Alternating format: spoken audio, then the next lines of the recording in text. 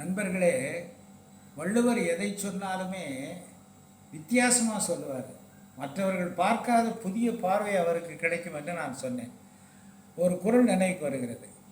பிறன்மனை நோக்கா பேராண்மை சான்றோர்க்கு அரணன்றோ ஆன்ற ஒழுக்கு என்று சொல்லுகிறார். பிறனுடைய மனைவியை விருப்பத்தோடு பார்க்காமல் இருப்பதுதான் பேராண்மை என்று சொல்கிறார். ஆனால் இன்றைக்கு உலகத்தில் என்ன நடக்கிறது? ஒருத்தன் ஆண்மை உள்ளவன்னா அவன் பாரு நிறைய பெண்களை விரும்புவான், நிறைய பெண்களை கவருவான், நிறைய பெண்களை ஏமாற்றி திருமணமும் பண்ணி கொள்வான். அவனுக்கு தான் பேராண்மைன்னு சொல்கிறான். மணிமேகலையிலேயே என்ன வருகிறது என்றால், மணிமேகலை என்கிற அழகி சாலையில் போனால் எல்லா ஆண்களும் திரும்பி பார்ப்பார்களாம்.